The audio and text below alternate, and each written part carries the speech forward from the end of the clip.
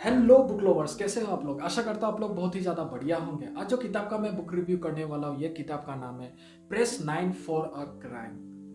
ये एक cyber crime व साइबर सिक्योरिटी रिलेटेड किताब है। अगर आप साइबर क्राइम रिलेटेड टॉपिक पर कोई केस पढ़ना चाहते हो तो डेफिनेटली ये किताब आपको एक बार देखना चाहिए। राइटर का नाम है शैलेंद्र झा। तो चलिए समरी में जाते हैं। समरी में आपको चार कैरेक्टर के साथ मुलाकात होगा। सबसे पहले कैरेक्टर का नाम है अतुल, उसके बाद राधिका, उसके बाद तुलिका, उसके बाद असीम। उसका माता पिता का नाम है आनंद और मम्मी का नाम है तुलसी। जो अतुल है वो एक जॉब दे रहा होता है जॉब एजेंट में, आर के शर्मा। आईटी कंपनी में वो बोलता है कि मुझे जॉब मिल चुका है, आईटी कंपनी में 1 महीना मुझे काम करना पड़ेगा और ट्रेनिंग देगा हमें 1 महीना, और ट्रेनिंग के बाद मुझे जॉब मिल जाएगा। इससे जो परिवार में खुशी का लहर दौड़ चुका होता है। Radhika on the other hand home developers private limited करके एक इंफ्रास्ट्रक्चर फर्म बोल सकते हैं, जो कि घर वर बनाता है, रोड शोड बनाता है, हमें वो काम कर रहा होता है। ऐसे देखता है कि कौन मटेरियल कहाँ में कैसा जा रहा है, जो हिसाब कर रहा है, अकाउंटेंट ना बोल सकते हैं, वैसे पोस्ट में वो काम कर रहा होता है। बट उसे ये काम पसंद नहीं है, बट पैसा ना होने का कारण वो कर रहा होता है। यहाँ में अभी आता है तुलिका। तुलिका कर रहा है, तुलिका यूपीएससी का पढ़ाई कर रहा है, प्रीलिम्स देने वाला है वो। उसे आईपीएस ऑफिसर बनना है। और एकदम लास्ट में जो सन होता है, जो संतान है उन लोग का, उसका नाम है असीम। असीम जो है वो जिम खोलने का सबको इंसिस्ट करता है, बट 2-3 बार वो अलग प्लान में काम भी किया था, लाखों रुपए वो बर्बाद कर चुका है। वो बोलता है लास्ट एक बार मुझे जिम खोलने के लिए पैसा दो। वो अपने पिताजी जो कि ऑटो चलाता है उससे जाके वो बोलता है कि पिताजी मुझे जो राधिका का जो आपने मैरिज बा शादी के लिए रखा था वो पैसा मुझे दो, बाद में मैं इंटरेस्ट से वो लौटा दूंगा। बट उसका पिताजी नहीं देता है, क्योंकि उन लोग को डर है कि ये फिर से ये पैसा बर्बाद ना कर दे, तो उसे नहीं देता है। इससे वो बहुत ज़्यादा गुस्सा भी हो जाता है, मैं क्या करे। तो वो जब ये न्यूज़ सुनता है कि अतुल का जो ना जॉब लग चुका है, तो वो बहुत ज़्यादा खुश हो जाता है कि मैं अपने भैया से, अतुल से मैं पैसा मांग लूँगा और मेरा जो जिम खोलने का सपना पूरा हो जाएगा। उसका एक गर्लफ्रेंड होता है असीम का, जिसका नाम होता है सोनी। सोनी भी उसे बहुत ज़्यादा प्यार करता है, वो भी सोनी को प्यार, सोनी भी उसे प्यार करता है। तो एक दिन वो जो सोनी होता है उसे अपने घर में बुलाता है कि मम्मी पापा नहीं है, बट होता है, वो मैसेज भी देता है, बट जिम के कारण वो इतना उसमें ध्यान नहीं देता है। तो उसमें एक बहुत बड़ा कांड हो जाता है, फिर मारपीट वो सब भी होता है। अतुल वहां में जा रहा होता है बैंकॉक में।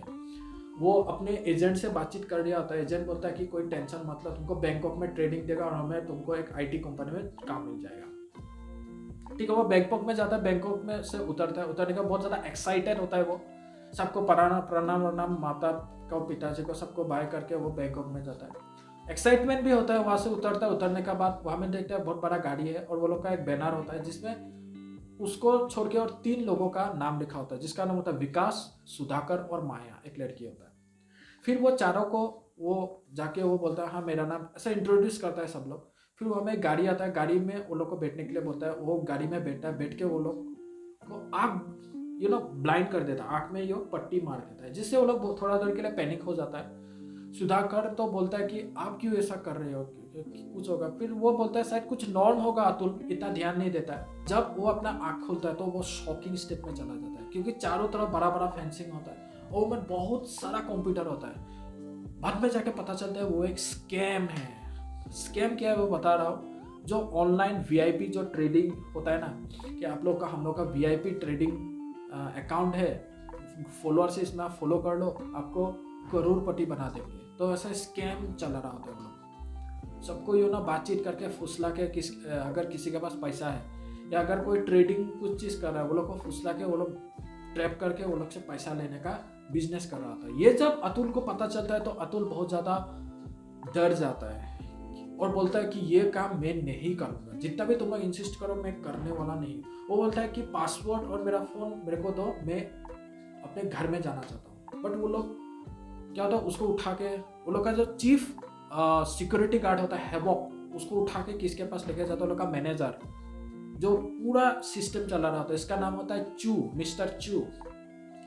उसे बोलता है कि तुम्हारे पास 2 ऑप्शन है, या तो तुम 12 लाख रुपया मुझे दो, या तो तुम यहाँ में काम करके वो 12 लाख मुझे रिटर्न दो, या तो तुम्हारा परिवार से मैं ले लूँगा, परिवार देना पड़ेगा, तभी तुम यहाँ से जा सकते हो। तो इससे वो लोग फंस जाता है।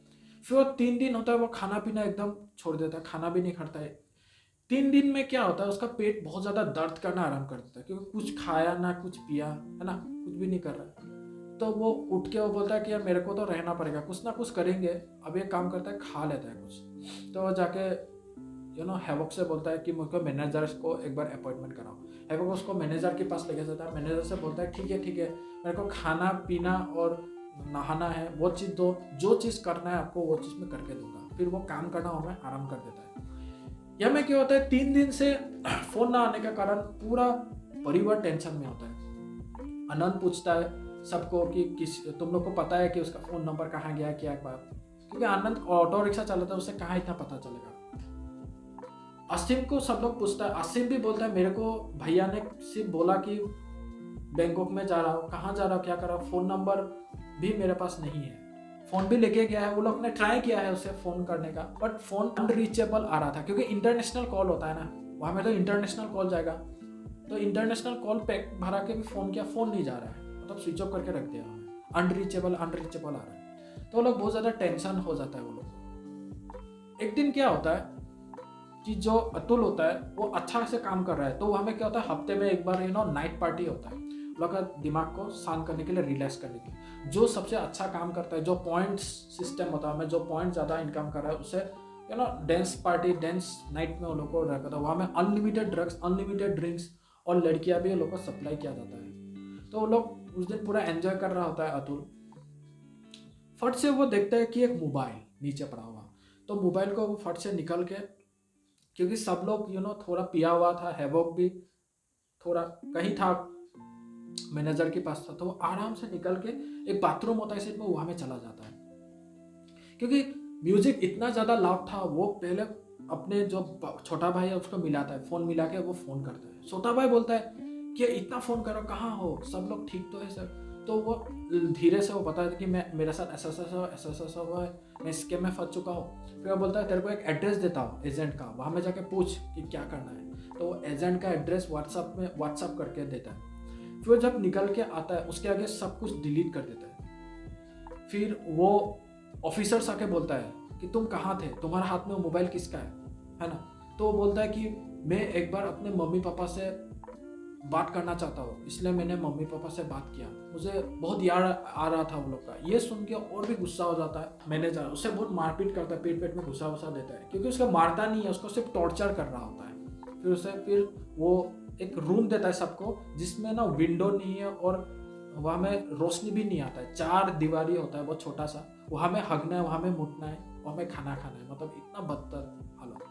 फिर 2-3 दिन लगता है, फिर वो लोग को काम में करता है कि ठीक है तुम काम करो, ऐसा करके वो काम करना आराम करता है। यहाँ में इन्वेस्टिगेशन स्टार्ट होता है। जो तुलिका होता है, असीम होता है, वो लोग जाता है, जाके एजेंट से बात करता है जो एड्रेस दिया था, और मैं एजेंट्स बात करना पड़ता है। फिर पहले वो लोग निगलेक्ट करता है एजेंट, फिर जब वो धमकी देता है असीम उसे और बोलता है पुलिस को दे दूंगा, तो वो बोलता है हाँ मुझे ऐसा है।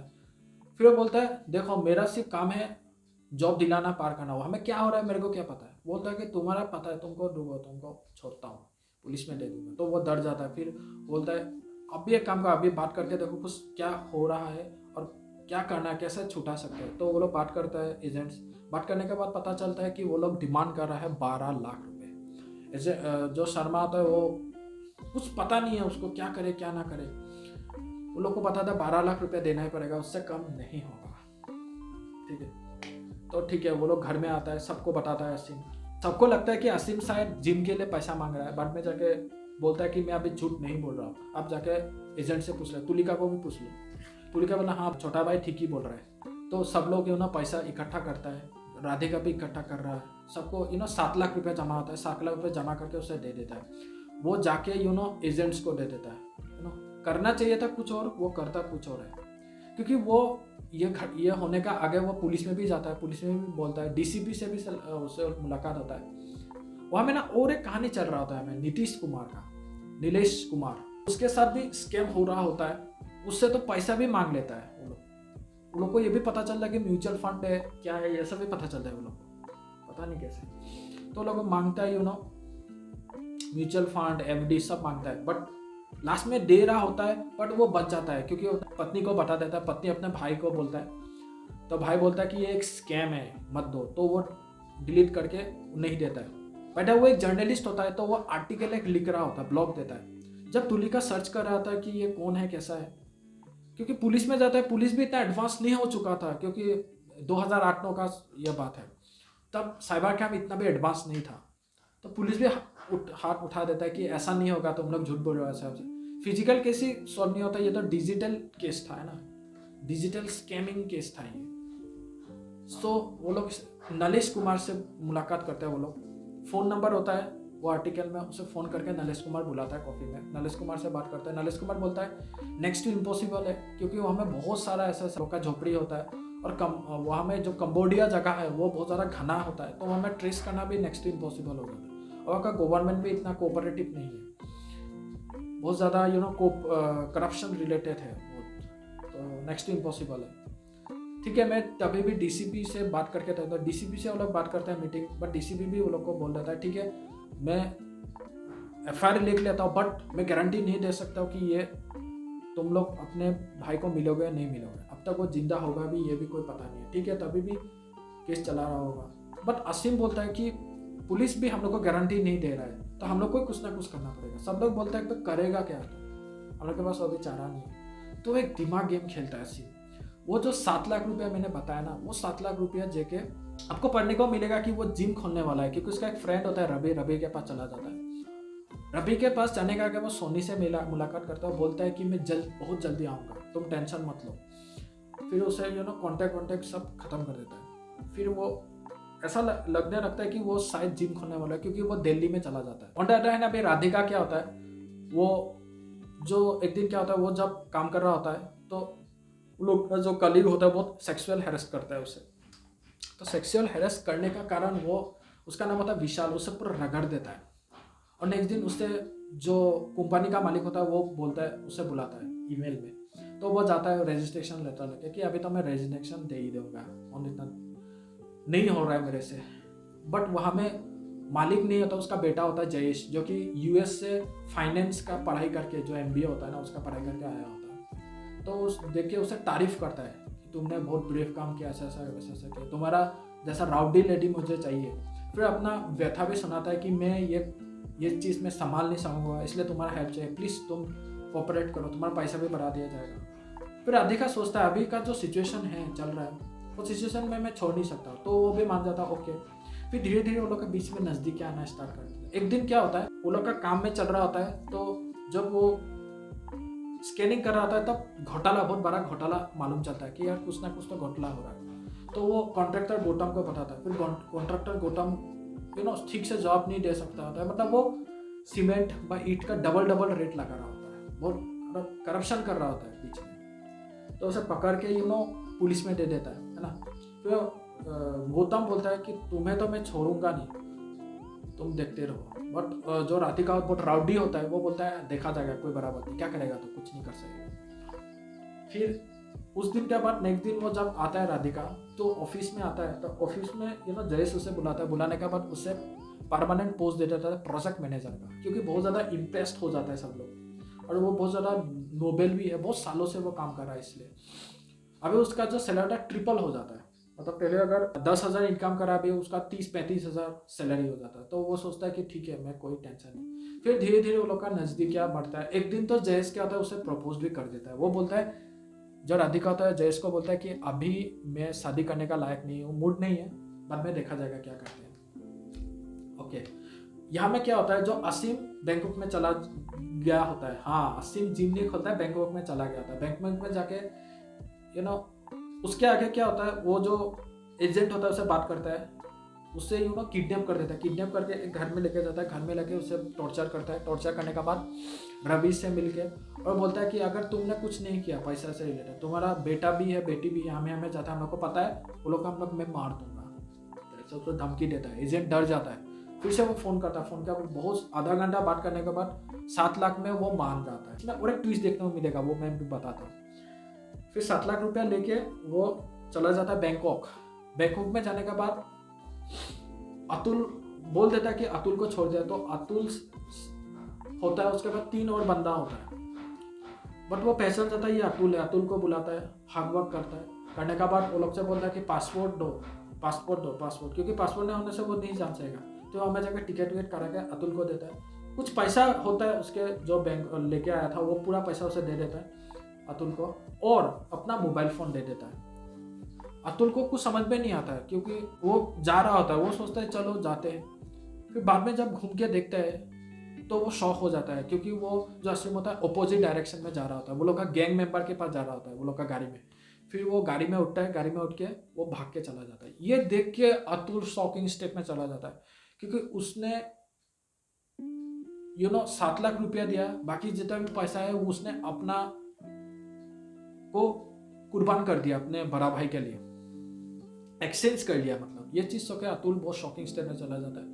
फिर हमें जाकर टिकट काउंटर से बातचीत करता है, फिर इंडियन एम्बेसी से बातचीत करता है। हमें अवनीश कपूर से मुलाकात होता है, वो सब चीज़ बताता है। अवनीश को भी बोलता है कि ये नेक्स्ट इम्पॉसिबल है, पर तभी भी हम लोग ट्राई करके देखते हैं। उससे एक होटल देता है, होटल में वो रुकता है, पैसा वैसा नहीं रखता है। फिर उससे बोलता है खाने के लिए कुछ है, वो बोलता है हाँ मेरे पास थोड़ा पैसा बचा है, उससे वो खाता है। सारा इन्वेस्टिगेट चलने रहता है। यहाँ में अतुल पूरा एंजॉय कर रहा होता है। वो लोग का ऐसा दिखाता है कि मैं आप लोग का एक नोबेल एम्प्लॉय हूँ, बहुत अच्छा से वो काम करता है। सब लोग बहुत इंप्रेस हो जाता है, मैनेजर भी इंप्रेस हो जाता है। एक दिन क्या होता है, पार्टी चल रहा होता है, तो पार्टी में उसे एक फ़ोन मिलता है। तो फ़ोन ले जाके वो म्यूजिक चल रहा होता है, वो फ़ोन लेके जाता है। फ़ोन लेके जाके वो लोग को लाइव लोकेशन दे देता है। लाइव लोकेशन लेके वो डिलीट कर देता है उसे। जब वो बाहर आता है तो बाहर आने का हैवॉक उसे पकड़ लेता है। तो वो बोलता है यार मैं तो ये फ़ोन है, ये फ़ोन मैं तुम्हें देने आया था, तुम मेरे को क्यों पकड़ रहे हो, ऐसा उसे बोलता है। देख लो कुछ किया हो तो। वो देखता है कुछ एविडेंस नहीं मिलता है। इससे वो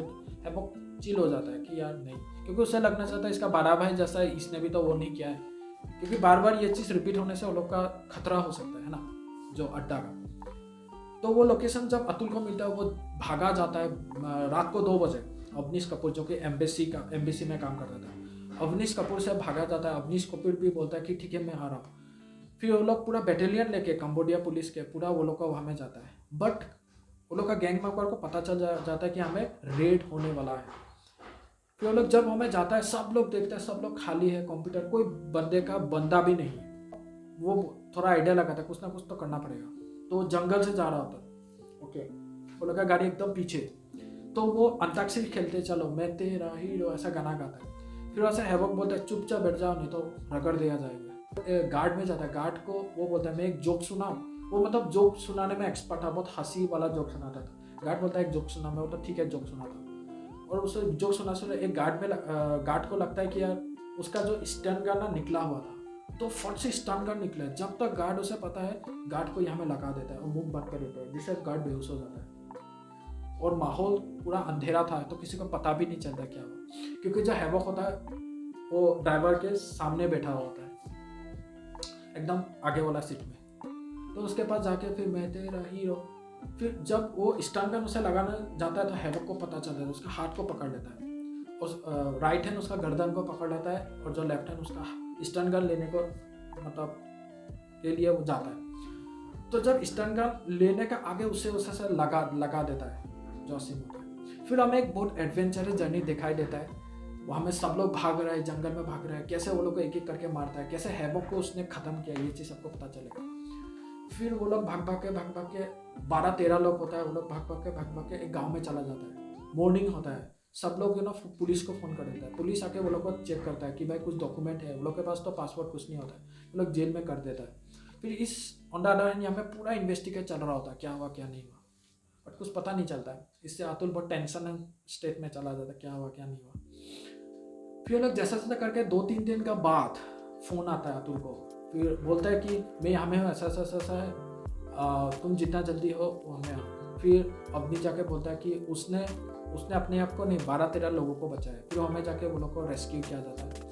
रेस्क्यू करके 2-3 दिन तक कुछ पेपर वर्क चलता है। फिर वहाँ से वो लोग को चला आता है इंडिया में। सो इतना भी स्टोरी ख़त्म होता है। फिर इंडिया में आके वही चीज़ है, जयेश और राधिका का शादी होता है। तुलिका का यूपीएससी का एग्ज़ाम वो प्रिपरेशन कर रहा होता है। निश करके एक है, वो भी वो हीरो बन जाता है कि 12-13 लोगों को बताया है, ऐसा करके हीरो टाइप बन जाता है। इन्वेस्टर भी मिल जाता है कि जो 20-30 लाख अपने जिम में इन्वेस्ट करता है, वो भी पता, सब कुछ बाद में जाके ठीक हो जाता है। अतुल को भी एक जॉब मिल जाता है, तो इसमें ये स्टोरी खत्म हो जाता है। तो यही स्टोरी था प्रेस 9 फॉर ए क्राइम। कैसा लगा? अच्छा लगा ना रिव्यू? तो अच्छा लगा तो प्लीज़ ये चैनल को लाइक कमेंट सब्सक्राइब करना ना भूलेगा। प्लीज़ सब्सक्राइब कर लीजिएगा यार, कोई अगर देख रहा है तो, क्योंकि एक बुक रिव्यू करने में बहुत ज़्यादा कष्ट होता है। सो फिर से लौटेंगे एक नई किताब के साथ। इतना में नमस्ते, जय हिंद।